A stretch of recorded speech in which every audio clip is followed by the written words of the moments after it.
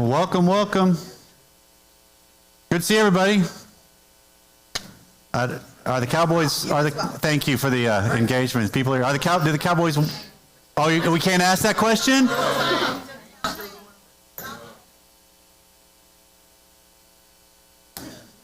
I have a lot of power in my exposal right now. I can let. Oh, if I want people to come back next week.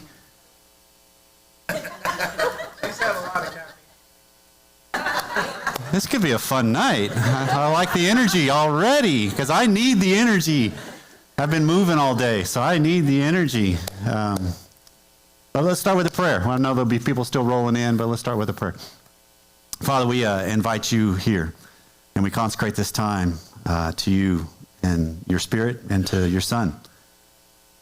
I ask that you use this time in our dialogue and use me so that we get a glimpse of you and your love, your mercy, your design, your desire for us in our hearts. Father, we thank you and we praise you. And it's through Jesus' name we pray. Amen. Okay, so I'm going to, each time I know there's new people that come in, and there's some people that may be missed. I've got 1.5 of the sessions recorded because last week stopped. Or 2 weeks ago, stopped halfway through. Right after Leo and I did the great example, it ended. I did get the Leo just going all in on the leaning in on that thing.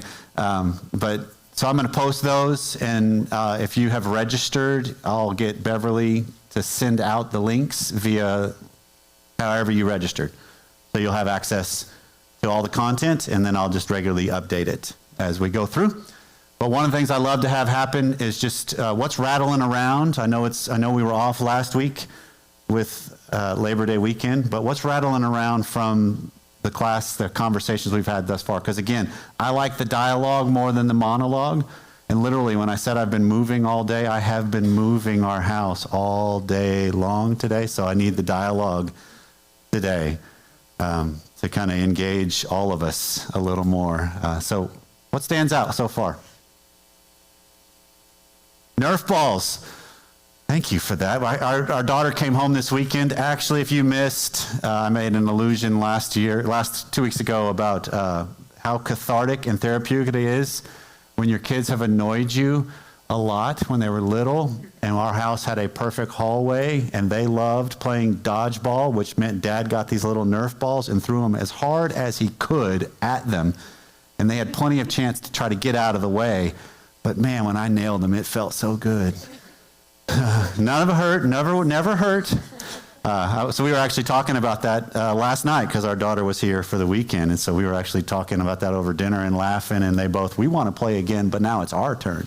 And I'm like, I'll pull something, So I'm not a 30-something anymore when I was at that point. So, okay. And what else stands out?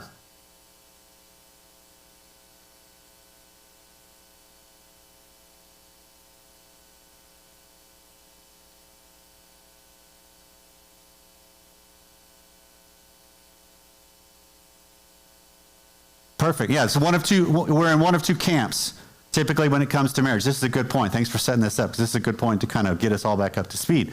You're in one of two camps when it comes to how we approach marriage.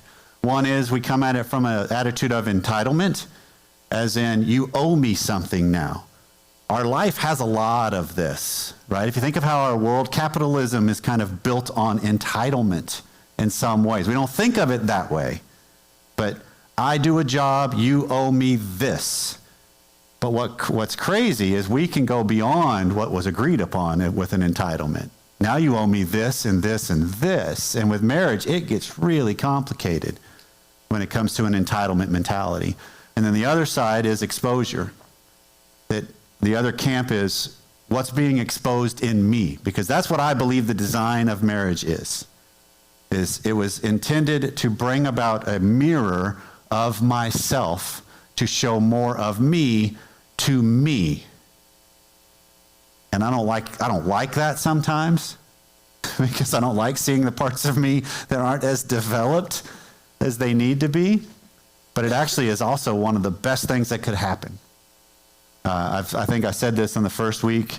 Pam and I have been married 31 years, and 26 or 27 of them have been pretty good. And those 5 or 6 in there that weren't, there was a ton of exposure going on. I just didn't know that.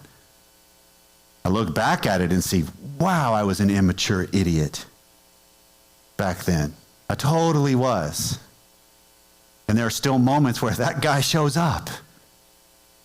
And so the people that reveal that to me are my wife or my kids or close friends or anybody. Because I think all the time relationships expose things in us. And if I can look at it that way, I get a better empowerment of what I can do for myself and my relationship. Okay? Anything else stands out? Thank you for that. Yes, ma'am?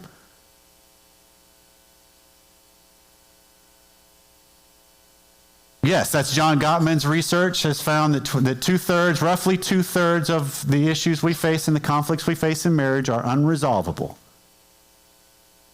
If you don't like that, take it up with John Gottman.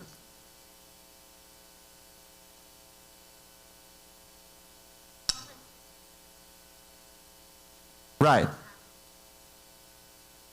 Okay.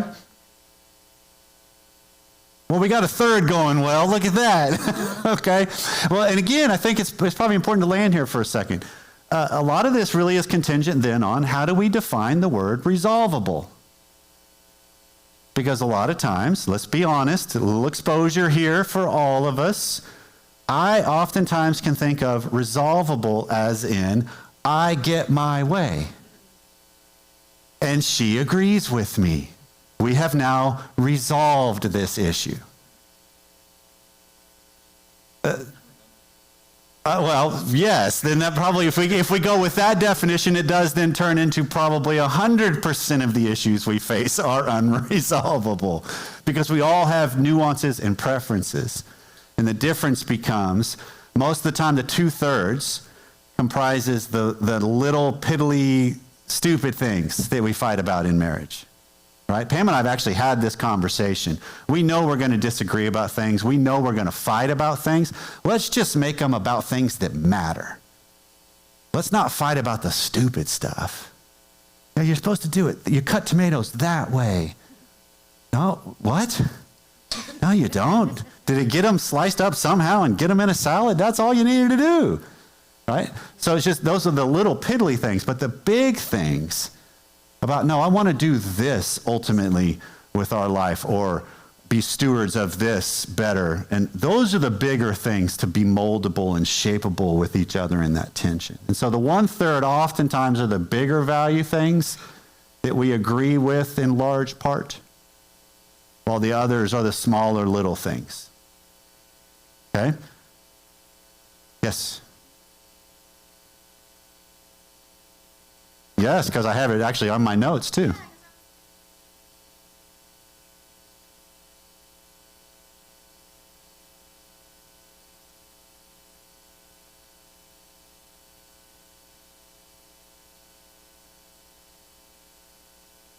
So we get our own checking account.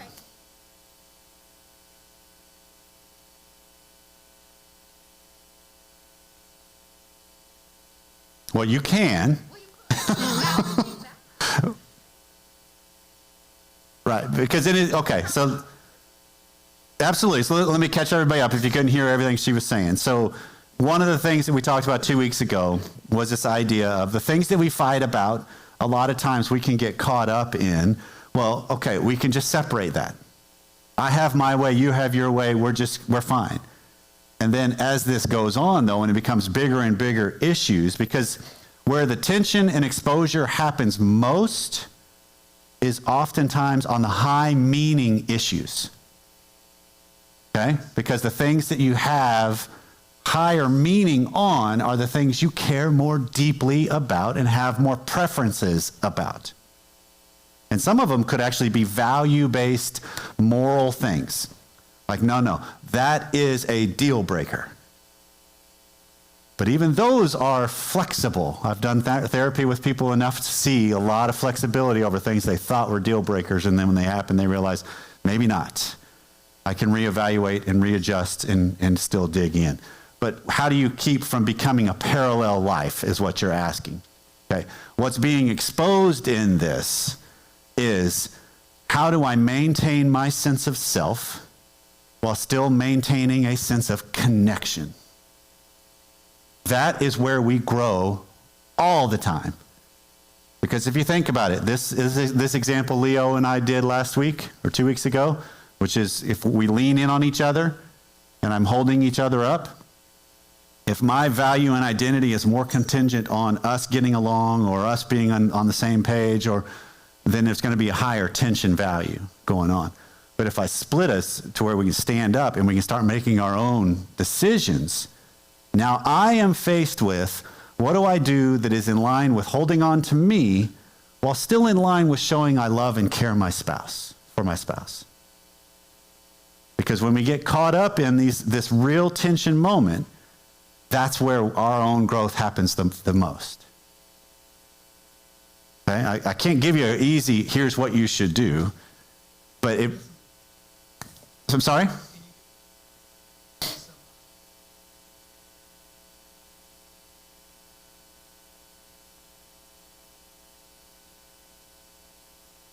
Well, so all right. The easiest way to think about this, I'm trying to go through real quick, so I'm stalling for time while I'm just talking. The easiest way to think about this is, what is being asked of me, and how do I give towards my spouse without holding them responsible for if it doesn't go well for me? That's really what it's happening to be. Because let's do the Thanksgiving scenario. So we went to Thanksgiving with your family last year, so this year it's my family. And so you as a spouse could go, okay, we'll go, and you try to make the most of it, but there's underhanded comments, there's jabs, well, that's your family, all those, that's a tension of, I didn't get my way, and I want you to know I didn't get my way. I mean, so it's really starting to look at the shadow parts of us that get exposed in these situations, because what happens is there's constant pressure in marriage to stay connected but maintain yourself. There's constant pressure. And if you don't believe me, not by show of hands, but how many of you, and seriously, this is completely rhetorical. Don't show hands here at all. But how many of you are in a relationship where one of you feels connected and loved most through sex, whereas the other wants to have sex after they feel connected and loved? Think how insidious that is. Because who gets their way? Neither of you. Or both of you. And it really comes down to the meaning and how you approach it. So that's what's being challenged in us. Because it can be, this is the scenario, okay, I finally came up with one. This is the scenario. I've been fishing to try to figure it out. This is the scenario where the person that is the one that I'm just going to give in to all the things that show her love, because what I really want at the end of the day is sex. And then he's like helping out with the whole concept of chore play. I hate that phrase. But has no one heard the word chore play? Are you serious? No one has heard that in here? Well, okay, thank you, because you and I are the only weirdos in here then, apparently. Or I'm just really old. Now I feel really exposed. Okay, well, the chore play idea of I do all the things around the house to help out the possibility that makes life easier, and therefore then sex will happen because it's part of foreplay. No, it's not, but it's out there. But it's a person that does all these different things to show love and to breathe life into them and let them in.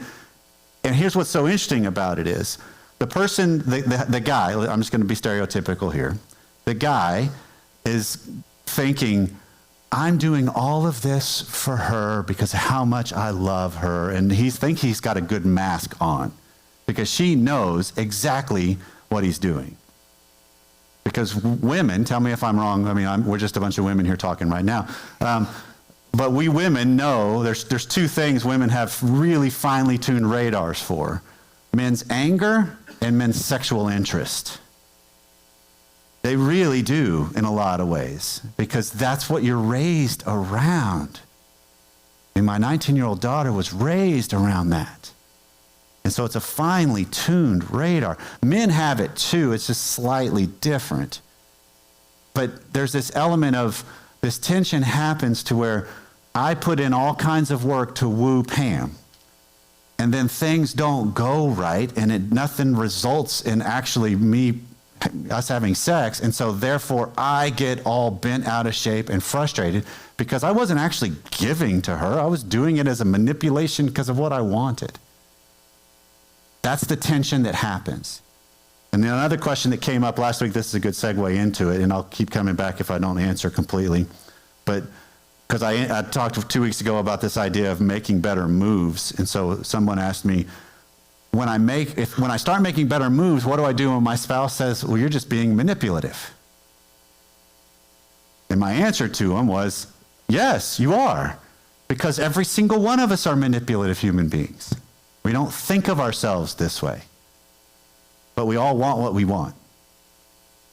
And so I believe in, and this is where the idea of the parallel lives and this comes together, I believe the power becomes, how do we get cleaner in what I'm after, and I'm more overt about it, and then I handle however it comes back better.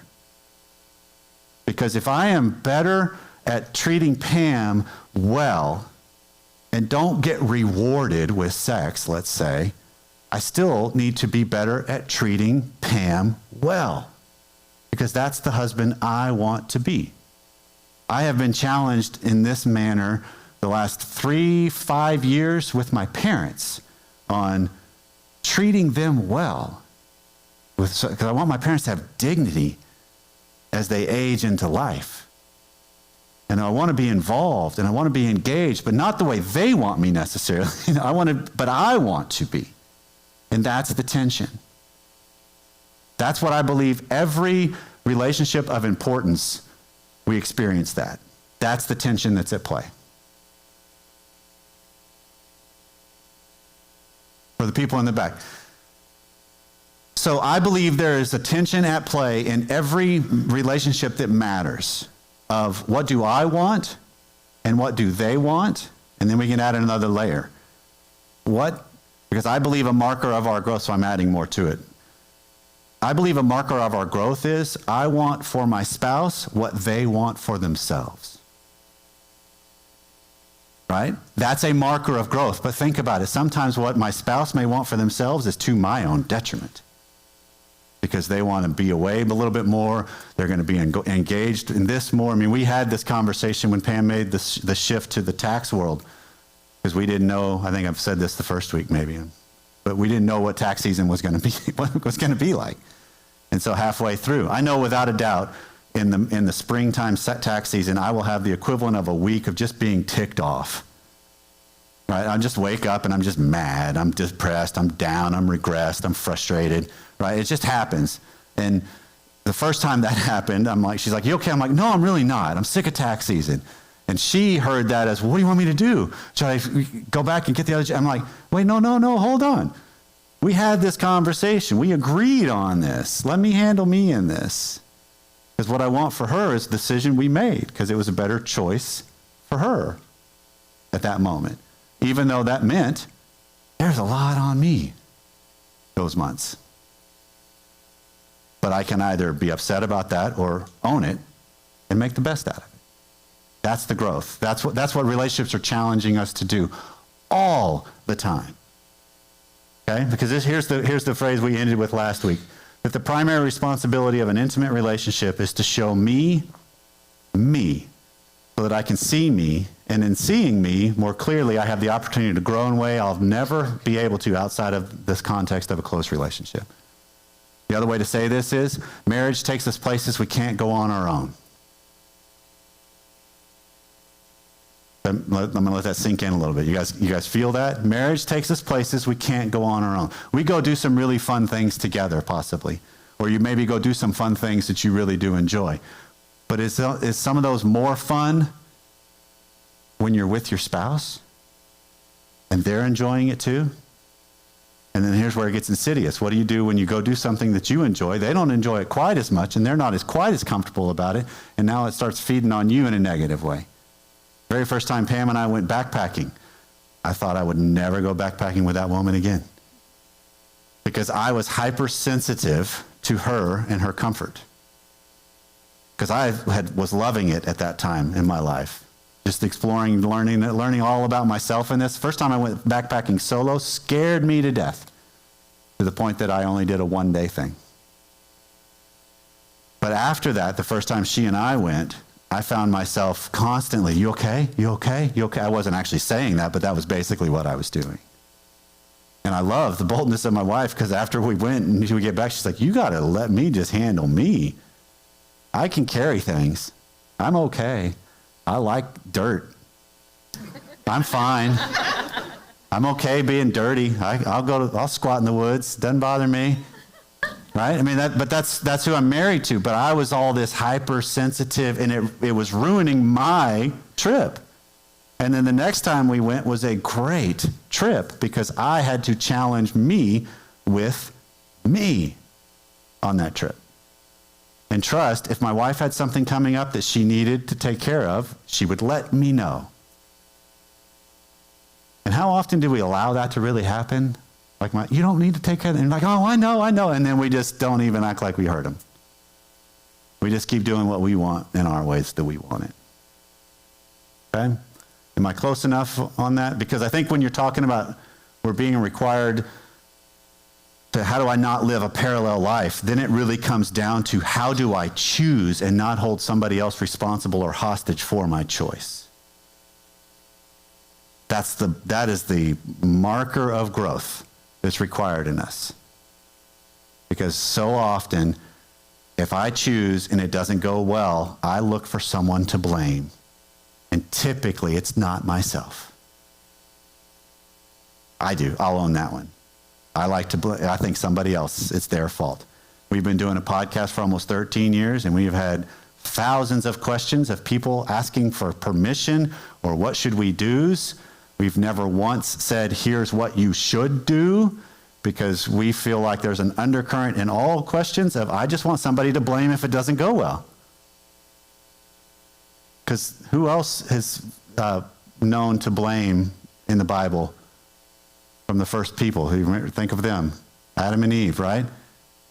What happened when they ate of the fruit? Well, right. Right. It wasn't my fault. It was the snake's fault. I loved Adam's. It was her. It was the one you put here with me.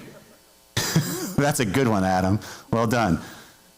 Right. But it's just that element of we all want to skirt our responsibility of taking care of myself. But I think relationships require us to take care of ourselves. Okay? So let me shift gears just slightly. And again, this is a dialogue. So if you got something that comes up, please speak up. But I want to add a different layer to this. There are 3 different types of relationships, if you talk about the categories in the sense of how you can quantify or characterize relationships, right? So you got thriving couples. Okay? Thriving couples, here's what consists of a thriving couple, is you like your partner, you like who you are when you're with your partner, and you would make the decision, as in choosing the same person, over again if you had the choice. Okay? That's the thriving couples. I like them. I like who I am when I'm with them. And were I to have it do all over again, I would do it again. And what research shows is roughly only 5 to 15% of couples are this. Okay? To give a characteristic, that's about that section right there. And this, congratulations, thrivers. All of us have problems. Okay? So that's the thriving couples. Surviving couples, this is they're unhappy but stable. So you're surviving, okay? They've grown used to their partner, even though they may not really like him anymore. They don't like who they are with their partner, and they may actually reconsider their choice if they were given the chance. They're often emotionally divorced, but they're still legally married. And this is 35% of all couples. This is also actually a large portion of Christian couples. that comprise this one, because there's an extra layer of I'm seeing this through to the end, even if it kills me. Right? And I like the idea of commitment. I like and love the idea of covenant. But I think a lot of times we get caught up in I'm just surviving. And what our mission is, and what Re-Engage's mission is we want to move couples from surviving to thriving. Right? So it's looking at this concept of how do I get to where there's more happiness, there's more joy. And a lot of times the surviving couples, some of these, and just to be fair, some of these are seasons. I think every single one of us probably, if you've been married any longer than 5 to 7 years, you've probably had a season of, man, I'm really glad we survived that one. Right? That was good enough for me. We survived. The problem becomes, do we just stay there, though? Because then the last is the dying couples. They're unhappy and unstable. They're emotionally divorced and usually wind up legally divorced. But if you think about it, the odds are stacked against us in relationships. Right? That's why I said the first night to both of our kids, I've said, if you start dating somebody, one of two things is going to happen. You're either going to break up with that person or you're going to marry that person. They're both just different kinds of struggle and pain. Yeah, thank you. There's some, yes, because it's true. But I also think when you look at it, that pain produces something. That's why the scriptures talk about consider it joy when you go through trials. Because that's why happiness is not a good goal, but joy is. Because I can find joy in struggle. I can find joy in pain.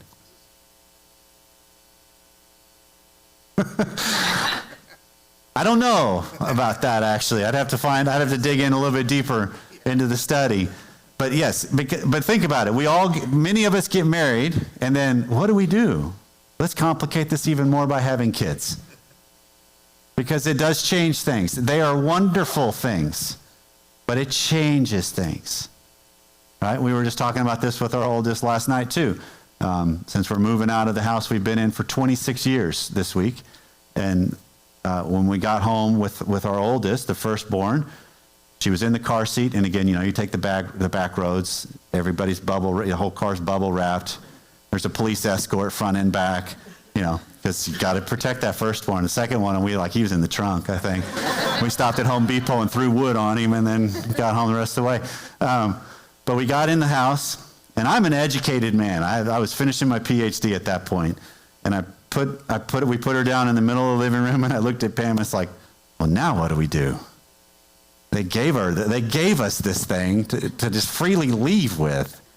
And she's, I'm hungry. You want a sandwich? Sandwich sounds good. And that's how we started our parenting extraordinary journey. But little do you know what's coming. And so then you get this idea of, man, there's a whole different tension going on. And then you had another one, and then another one, and then maybe another one. So all of this is just seasons. And so one of the things I want to try to impart on all of us is to realize these are seasons, what's being exposed in me, because when I come to grips with that, I will address it better the next time. That's why the second-born and the third-born, we can act like totally different people.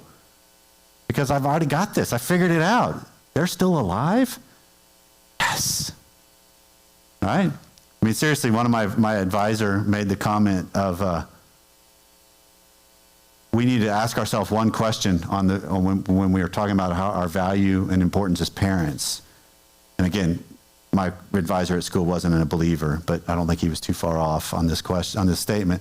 But he said, you ask yourself one question when they graduate and leave your home: are they taxpayers? Because if they are, you did a fantastic job. Because look at it, taxpayer, they can support themselves. They're being engaged in the economy.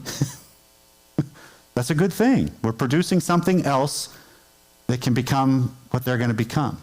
Because all of us, again, this is a cool segue. All of us want our kids, most likely, to have the values we have. Well, how do we learn values from somebody else? Much more is caught than taught in this category.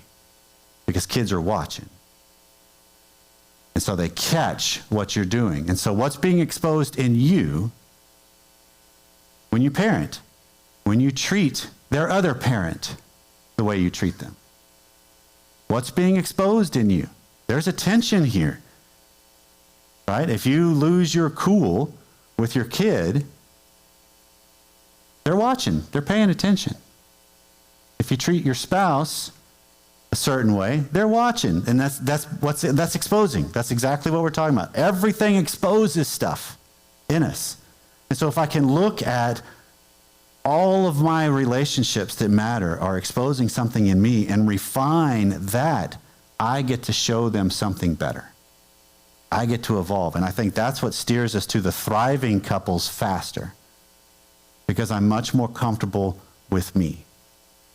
I'm much more in line with me. Let me give you this example and then we'll move on.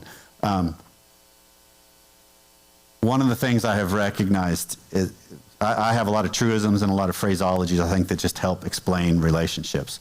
And one of them is there's a higher desire and there's a lower desire on everything in marriage. One of you wants something more than the other person. You may both want it, but one of you wants something more than the other. One of you wants to go on a trip more than the other. So one of you is the higher desire while the other is the lower desire. And this really plays out in sex. One of you wants sex more than the other. So you're the higher desire partner for that. Well, the interesting thing is, all that is a point on a continuum. Nothing is right or wrong, regardless of which side you're on. Right? Because most of the couples that come in to see me as a sex therapist, they are coming in secretly to fix their lower desire spouse. I want them to want this the way I want this. And the problem becomes nothing is actually going wrong. You just want things differently. There's just a tension here. And so it becomes the scenario of how do I play my part better? Because going after whatever it is we are wanting in that moment is one thing, but going after what all of us want is another thing. And let me land it this way. In my marriage with Pam, I am the higher desire partner when it comes to sex. So I have figured out in the 31 years all the ways to increase the likelihood. Recognize the phraseology here, right? Increase the likelihood, because there still has to be choice, right? But I have figured out all the ways that can increase the likelihood. Take her on a date, spend a lot of time together, that you're just having fun, being playful, chore play. That does not work on my wife. Having an axe works. On like chopping wood, being manly, that works. Yeah, she's nodding back there. Like, you're gonna split wood? Well, yes, I am now. Take her to a beach, that one works. But all of those things increase the likelihood. None of those things make her want me, though. You guys see the difference? All of us want to be chosen. All of us want to be cherished. All of us want to be seen. And all of the ways I go about trying to get what I want in my life will not bring that about. What does have the greater likelihood of bringing that about is how do I present something that I believe is worth choosing, which is me being a better version of me being a more congruent, solid me. Because the times where I have tried out things that aren't in my character, aren't in my wheelhouse, or these little different things, like if anybody else is like me, you read the internet, that looks like a fun, I'll try that on for size and see how it goes. And I say a phrase and she's like, no, that's not you. I'm like, okay, cool, got that. Keep on moving. But it's because we all try on things. I mean, every single one of us are just slightly more sophisticated toddlers and middle schoolers. And let that sink for a second. And I see some nods, because it's true. We think we've got this good persona, but our spouse is seeing right through it, going, yeah, no, they don't know what they're doing there. They're just trying it out. I get it, but that's the whole point of, if I can challenge me to be a better version of me and present that, I have a greater likelihood of it being chosen. Because when we spend an inordinate amount of time trying to please other people or beg their choice without actually saying it, what winds up getting chosen isn't me. It's the persona that I perceive they want of me. And everybody knows our perceptions are always spot on, right? No, they're not. So if you look at it through this lens of what's being challenged in me is to be exposed and to grow, I have a greater likelihood of taking on myself in a tremendously better way and actually then learning to love, learning to give, learning to care.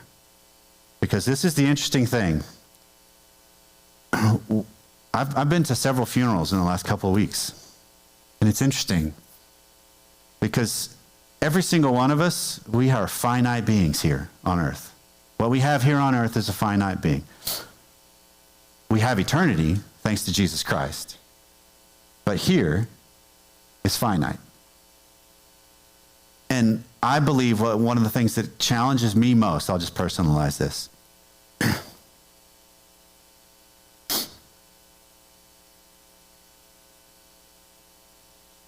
is the people that I care about, people that I live with, that I love, my wife being among the top of that chain. I want to be able to look them in the eye, particularly her, because I think a marker of growth and a marker of giving and loving is to look my wife in the eye and say, I know there's pain coming between us because one of us isn't going to be here at some point. It's just not going to happen. And I know there could be pain coming, and what I want, you can go first. I'll take the pain. You see how giving that is? Can you see what Christ actually did for us? He gave himself for us to have life. And now how do I share that with the people I really care about? I want to give all to them, knowing there's pain coming. Because I may not get what I want, or they may not be around. It's just that simple. Although incredibly hard.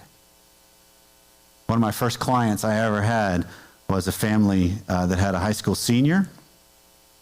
And they came into my office, and this was a good, big, strapping high school guy. And his dad was every bit as big, strapping guy as he was. And they came in, and they sit down. I'm like, how can I help you guys? And I think it was Dad spoke first. Said, he and I, the son and I, have to figure out a way to coexist until August before one of us kills the other. Because it was the senior year, and the son was ready to go, and the dad was ready for the son to go, and it was March. So how do we coexist? Because here's what's happening in that moment. Every single one of us knows when you launch a kid, or there's a loss happening, or there's a move happening, or some big change and transition, you know there's discomfort and pain coming. We don't think of it this way, but you know that it is, right? If I'm gonna launch a kid, there is pain coming because they're gonna be gone from my normal day to day. And even if we like it, we know there's still pain. And so what most of us do is when I know there's pain coming, I start protecting myself. I sabotage, I push away, I poke fun. I mean, think of all the different things. This is where sophisticated middle schoolers, how do you show emotion when you're in middle school? You poke fun and you punch. Right? Well, we do this as human beings. Rather than, I'm going to embrace that discomfort because I can learn something in it. I'm going to engage in that moment because I can learn something in it. I can actually say the words, I'm going to miss you. We had some tender moments with some neighbors today. It was just, wow, profound to think about. Because it's looking at this whole idea of what's being exposed in me is how well can I handle what's in front of me and what's coming? Because none of us know. And I think relationships challenge us this every single day. And just let you guys know about how that family worked out. Turns out Baylor had early enrollment and you could leave in June. So it worked perfectly. As soon as they figured out, oh, I'm signing up. And actually the son said, I'd already signed up, Dad. I'm good. Okay, good. And that kind of turned the corner. And the reason is because they both vocalized what they were feeling. and what they were facing and recognize, look, we're together on this. Have you guys had that in marriage where you're trying to put on the good front? Like, I got this, it's okay. I got this. And your spouse is like, I got this, it's okay. But deep down, both of you are really hurting. And then one of you has the courage to go, I'm not doing well. And the other goes, oh, thank the Lord for telling me, because I'm not either. And now all of a sudden we can have a moment of meeting, a moment of real connecting.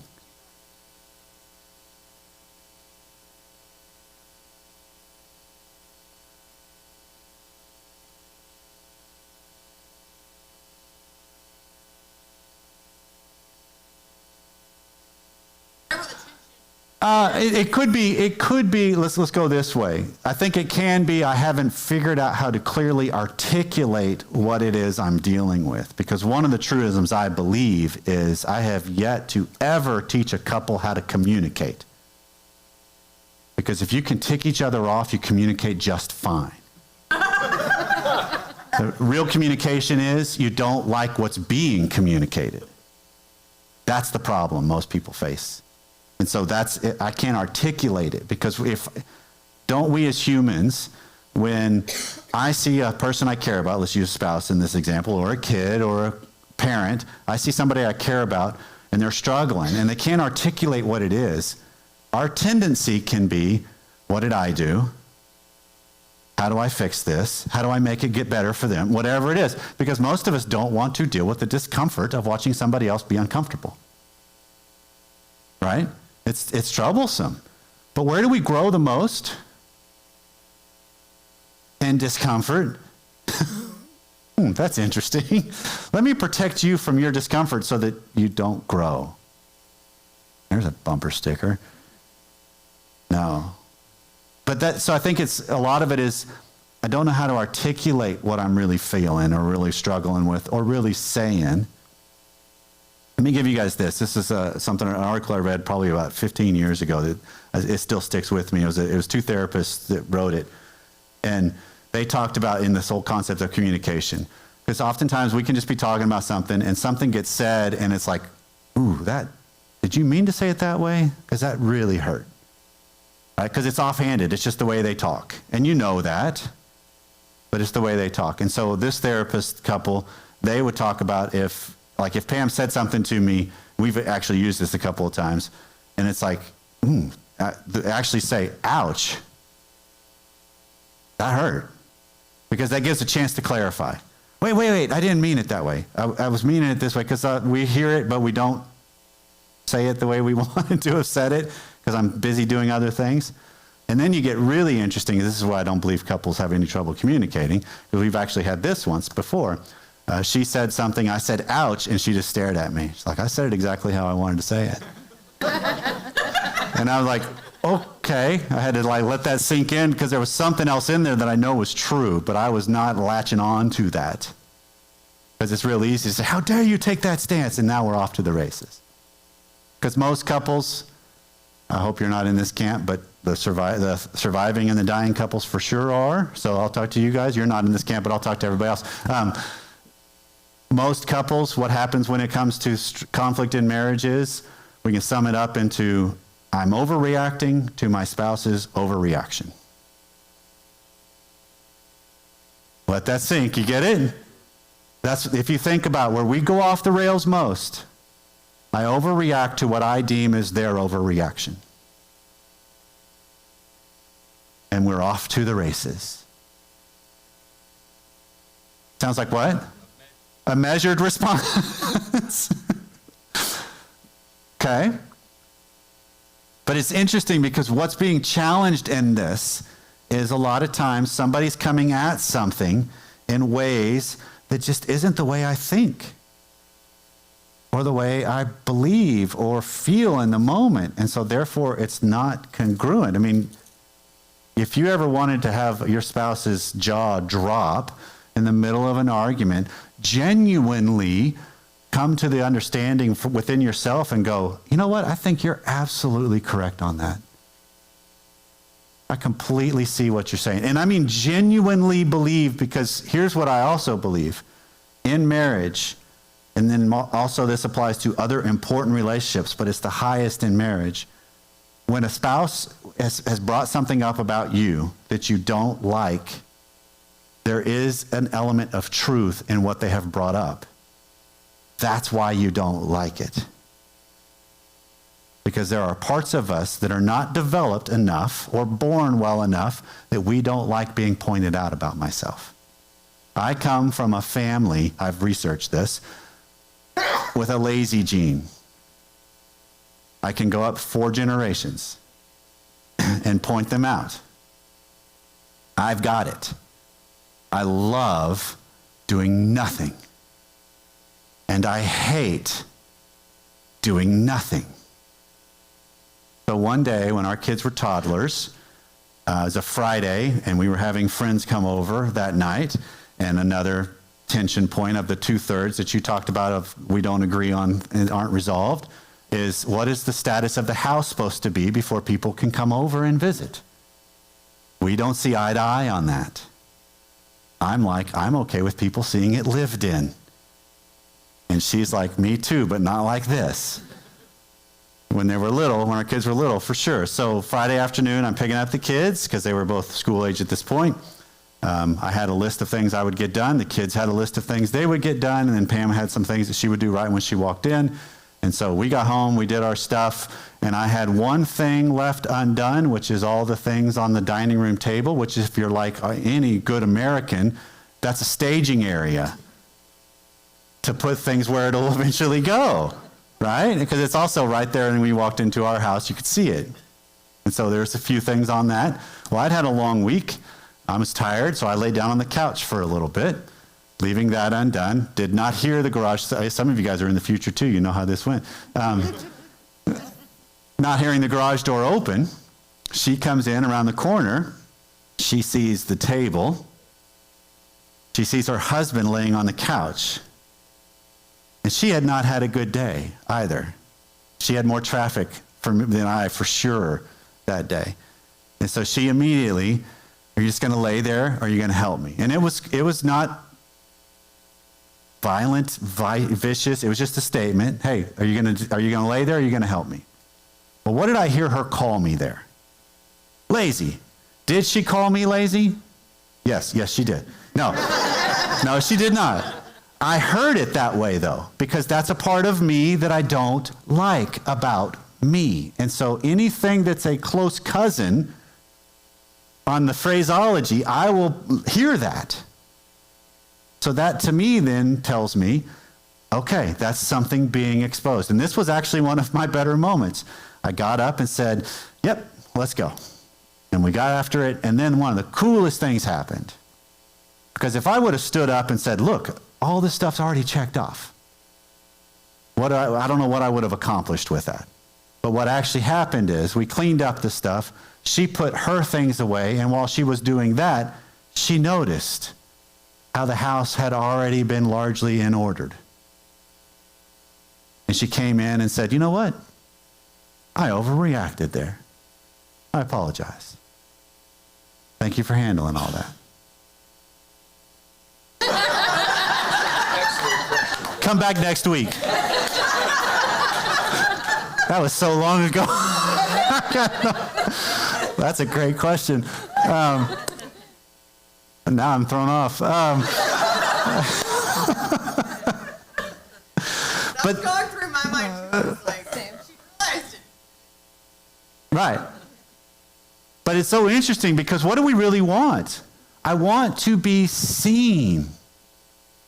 I want to be chosen. I mean, I love the movie Avatar. I see you. That part at the end, spoiler alert, if you haven't seen it at this point, it's on you.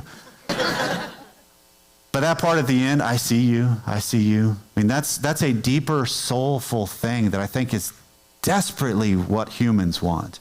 That's how we were created. God in his image created man and woman. He said they were good. He actually said they were very good. And he pours love endlessly on them. And it's still available through Jesus. But we want to be seen. That's the part where if you think of the good times in your relationship, in your marriage, and also if you think of the good times with your friends, with your family, and there's just an ease about the time, and you felt seen, you felt heard, that's what we long for. And the way that comes is I'm getting better at being exposed. I'm being more refined. I'm owning my shortcomings. I'm being able to say, you know what? You're right about that. That's something I want to be better at. I want to own me. I want you to see that I see me. I had this happen with our son. This also goes to what you're kind of asking a little bit deeper on the way this plays out. So our podcast is Sexy Marriage Radio. Last year, we changed the name to Passionately Married. And in the doing so, we had the opportunity to be a sponsor for our son's marching band, because we weren't going to sponsor a marching band as Sexy Marriage Radio, because we got a name on the back of the bus or the truck and on the back of the shirt. And so I was like, Passionately Married. I talked to the director. He's like, yeah, I know who you guys are. I know you're credentialed. This good stuff. It's good. You know, it's good.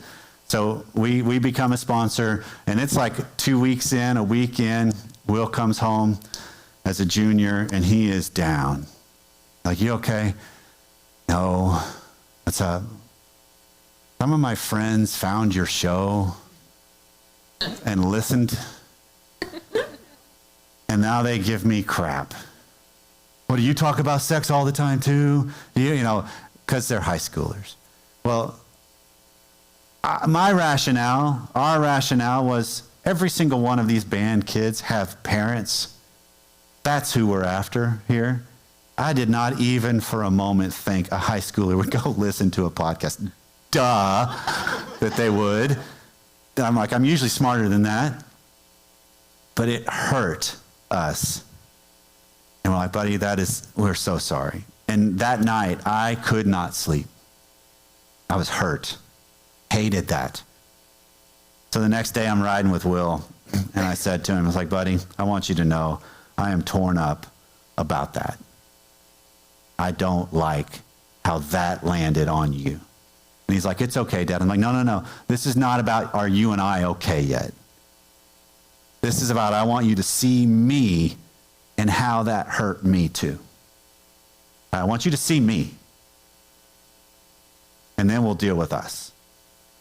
Can you imagine how relationships change when we do that? I mean, you've had marriage moments that have done this.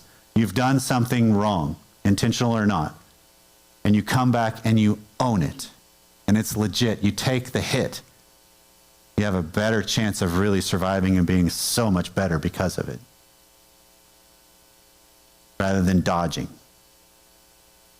excusing, defending, all the things that we are so good at doing. But to legitimately say, yes, that was me. I don't like that. Give me a chance to get myself in order on this, because I want to be better. That's what I think is it being exposed. I think that's what's being challenged in marriage, and all the different aspects of what we face, is this idea of how do I get to where I am better at presenting me to be chosen or not? Okay, what's rattling around before we wind up our time? And then apparently find out if the Cowboys won or not. I'm not saying anything.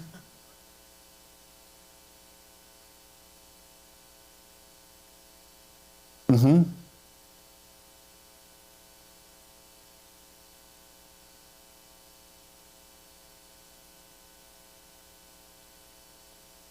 Okay.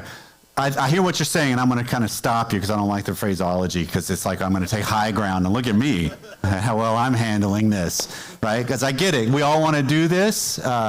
We have I'm going to get quick aside because I think this is a funny story. The therapist I went to see after leaving the ministry and almost destroying my marriage, which was the result of leaving the ministry, I went to a therapist for about 2 years. And we were talking one time at a couple session, and it came up on, do you ever do this at home? Like I get asked this too. Are you a therapist at home? I'm like, no, but I love it because he was like, Yeah, one time my wife and I were in an argument. So I'm being the other therapist, not me here. And we were in an argument and she's getting after it. And I'm like, you know what? I'm a professional. I can handle this. This was actually a conscious thought apparently in his head. And he shifted into therapist mode. And she stopped on a dime and she walked over to him and said, you can leave that at the office, right? Because we all want to think, look at me, look at how I can handle this. But the problem becomes, what I'm really wanting to kind of steering what you're asking is, how do you get better at getting out of that dynamic of overreacting to overreactions? And the best way to do that is take on you better. You know what? I tend to overreact in this moment, so I'm going to actually not. I'm going to go do this for a moment elsewhere. One of the best things you can do. We use code for, I'm going to go get a glass of water. I think I've already mentioned that in here. I'm going to go get a glass of water because I don't want to play this way. And then while I'm gone, I ask myself questions. What's my overreaction? Because it's so easy. Like, how does she react that way? It's so stupid. I can't, and I start just lobbing things at them rather than what's being exposed in me? Why did I take that so personal? What's true in what they just said? Okay? Anything else rattling around?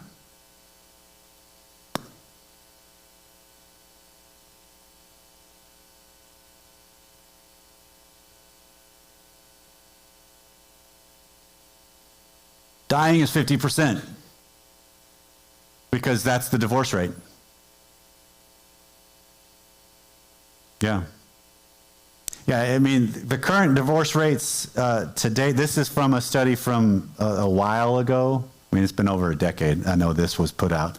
But the current divorce rate is for first-time marriages is actually below 50% right now. But when you add in second and third and fourth marriages, which go exponentially higher each time, that's where you get the 50 to 60 across the board. But yeah, I mean, that's why a covenant is so good. It gives us that extra layer to stay in it. So if you guys can see this idea of surviving, I don't necessarily think at times surviving is a bad thing at all. I think sometimes, yes, you can survive this. I've actually said this to several couples. They come in after the exposure of something in their marriage or their spouse, a disclosure of something, and being able to look them in the eye and sincerely say, you can survive this. That's a really good goal. Because the hope then becomes, what do you do with that? Because where do we grow the most? It's already been said once. In discomfort. When I learn to tolerate discomfort for my growth, I grow the most. Because I challenge myself in how I think, what I believe, what I value most, and I can kind of refine and I start to come out on that other end better as me. That's our goal. That's our target. Because thriving is, I think, I shift it to where I really like my own company and my spouse a whole lot more across the board. Because a lot of times I want my spouse to make up for the things I don't like about me. Okay? All right, it was great to see you guys. I'm going to pray us out. Father, we thank you for your presence, your power, your love, your mercy, your forgiveness. And I just pray a blessing over the couples that are here and the relationships that are represented here. May we be better fathers, husbands, mothers, wives, friends, coworkers, neighbors, sons, daughters, all the different roles we play, Father. May we see each of these relationships as opportunities to be more and more like Jesus and love more and more like him. And it's through Jesus' name we pray. Amen. So we're on again next week. See you guys then. Good job. Thank you.